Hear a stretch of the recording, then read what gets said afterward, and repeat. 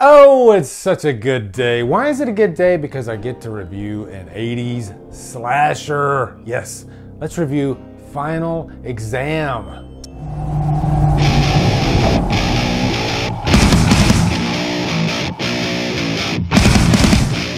Final Exam stars Cecile Baghdadi, Deanna Robbins, Timothy L. Rayner, and is directed by Jimmy Houston. What's up, guys? Welcome to a classic slasher review. I just literally saw this movie a few days ago on Shudder. Thank God for Shudder. You know, they always update with new and old, and when they give the old, they give some really great old stuff, you know, old slashers and other genres, but I'm always on the lookout for the slashers. I've heard of Final Exam for years and years now, but I've just never gotten around to watching it. And I finally watched it on Shudder, watched it twice even. And I will say, it's a good one. I enjoyed it. And it's definitely an early 80s slasher, and take that for what you will. But I'm looking forward to diving into this movie, okay? Because this is going to be a lot of fun. But before we dive in, let me give you a quick plot synopsis. This takes place on a college campus. And really, it kind of revolves around this test, you know, because it's near the end of the year. They're taking the finals, hence Final Exam. And there's this one character in the movie who wants to cheat to pass the test. And the way he cheats is... Can't believe it. Oh my God. This movie would not be made today. Or if they remake this movie, I doubt that they're going to use the way that he tried to cheat on this exam.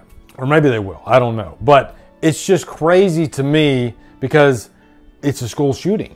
He stages a school shooting to create a diversion. Out of all the diversions in the world, you're going to try to cheat on an exam. You're going to create a school shooting? Are you serious? It's entertaining. It's really entertaining. So I was loving that.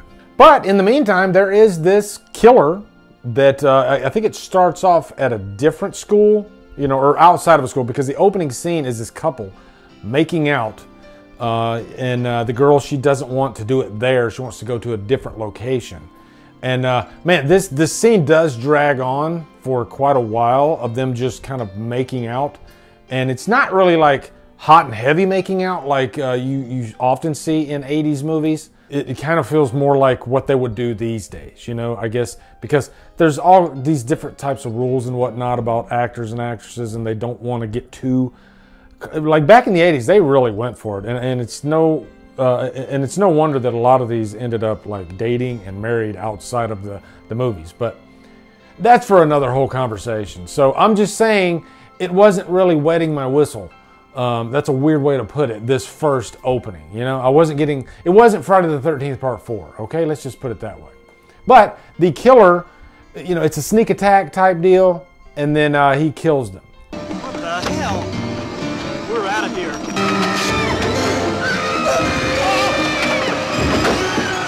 And so then he moves on to the main college of the movie. And that's pretty much it. You have, you know, these eccentric, you know, characters, you know, the prey for this killer. But yeah, it's your basic standard 80s slasher. You know, it follows that template. Let's start off with, I guess, the backstory of this movie. As you know, John Carpenter's Halloween came out in 1978, and there were quite a few movies that tried to copy its formula. You know, some of them even flat out stating, let's rip off Halloween. That is what Sean Cunningham said to Victor Miller, the writer of Friday the 13th, okay? And outside of that, there are so many other slashers that pretty much used the same template. Now, don't get me wrong, you could go farther back from Friday the 13th. I mean, these slasher movies, they're all the same template anyway. But what I mean by template is that John Carpenter, I think he did kind of a budgetary type of approach to slasher films where you don't have to depend on a lot of practical effects and buckets of blood and whatnot. You can just create tension.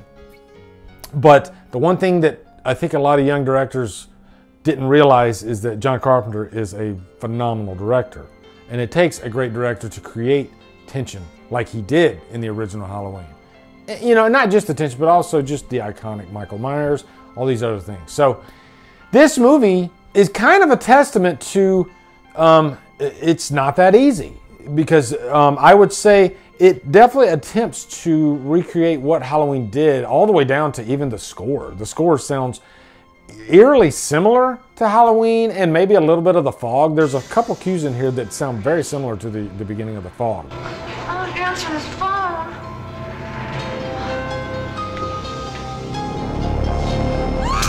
But also just waiting, until like maybe the second or beginning of the third act for the kills to actually start happening.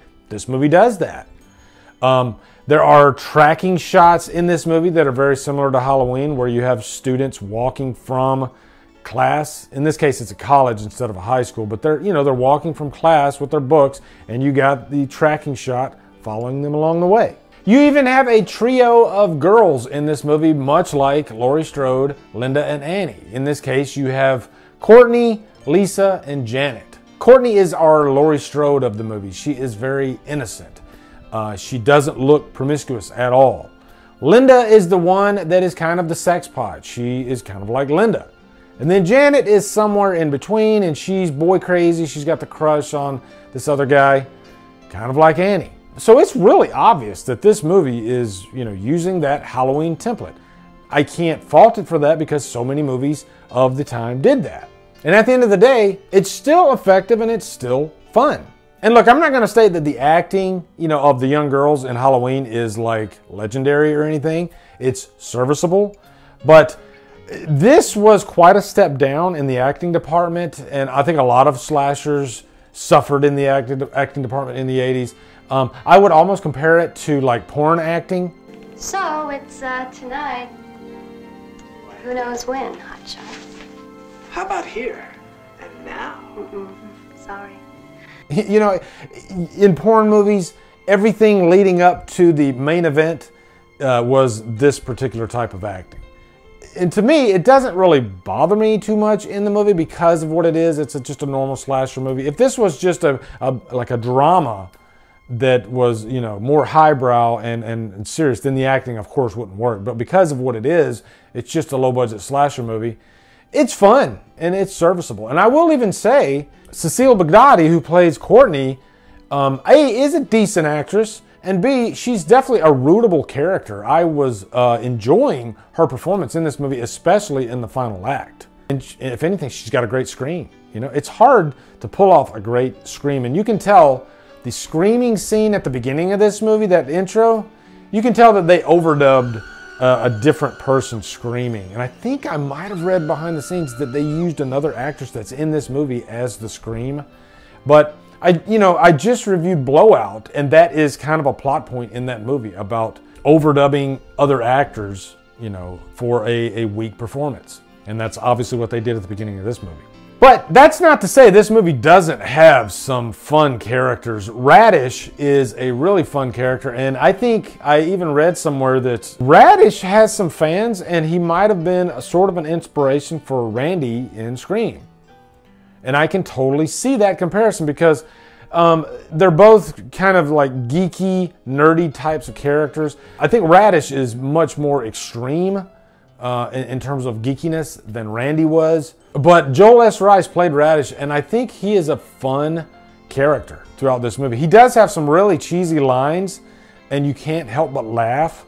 There's a scene in the movie where he has a crush on Courtney, and that's common. The nerd who has a crush on the girl that's unattainable.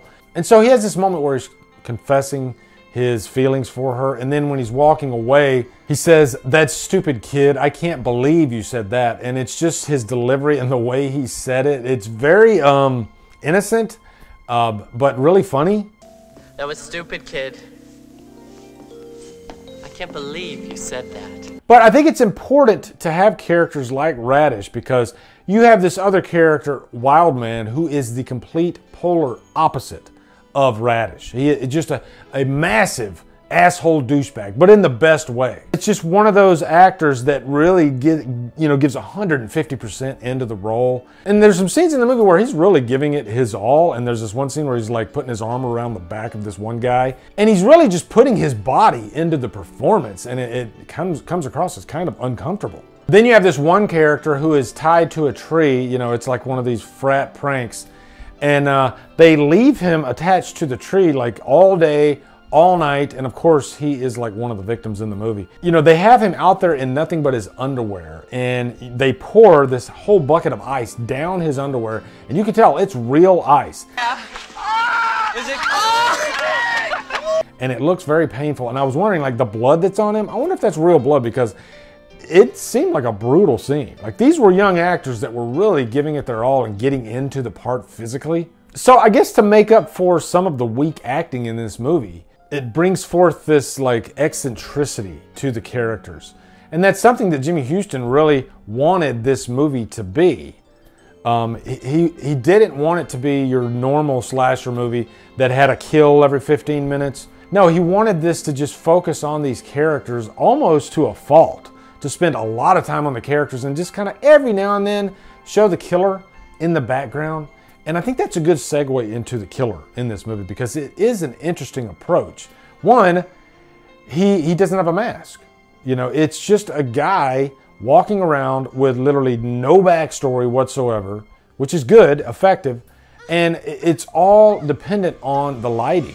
You know, as the first Halloween was dependent on the lighting, but at least you had that scary mask, that William Shatner mask.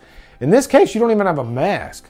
So you have to have a menacing, like almost physical actor, which they really did in Timothy L. Rayner. I mean, he even had like a history in combat. He knew how to handle himself. One of the legends of this movie is that there's a scene where an arrow is shot at the killer and he catches it in the movie. And Timothy L. Rayner, according to the legend, actually caught that arrow. But I think the handling of the killer in this movie is a real strong suit.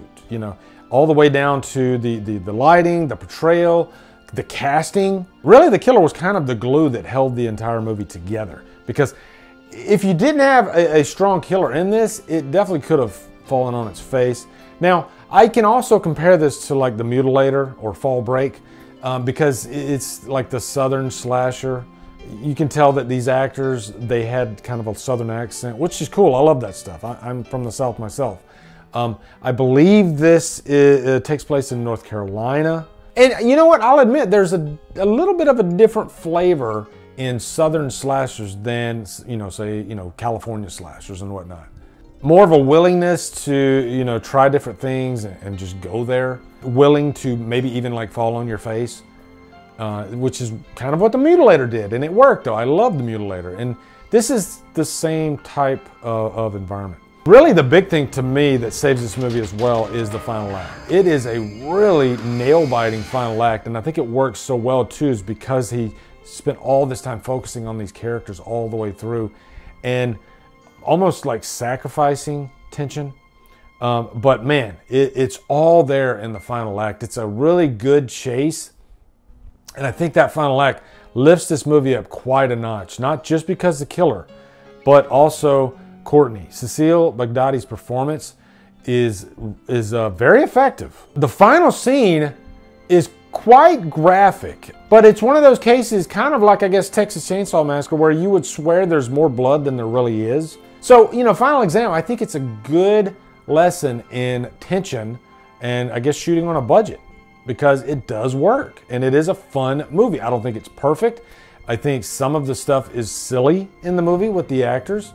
I did use the phrase porn acting in this movie because some of the acting does feel like that. But again, you could do a lot worse. I did have a really good time, and I'll definitely give Final Exam a high humdrum. Had quite a good time with it. Highly recommend it. Check it out. It's on Shudder. I enjoyed it so much that I ended up buying the Blu-ray because I'm curious to watch some of the behind the scenes on this, and I think there's some interviews with some of the actors from the movie. I love that stuff, so I'm definitely going to pick that up. And you know what? Get it before it goes out of print, because it seems like physical media, it's starting to become a thing of the past. So if you want a lot of these deep cut titles in your physical media collection, then jump on them, okay? And shout out to Christian Hanna Horror, who I just saw his video on out of print Screen Factory titles. And it just made me even happier that I own the double feature 2-pack of Slumber Party Massacre 2 and 3. So anyway, guys, post in the comments your thoughts on Final Exam. Looking forward to hearing them. Also, be sure to come over to Killer Flicks, where we talk horror all day and every day. And on Fridays, we do Free for Fridays. Follow me at Drumdums on all my socials. Support me on Patreon. Buy me a coffee. And guys, thank you so much for watching. Have a great day. Drumdum out.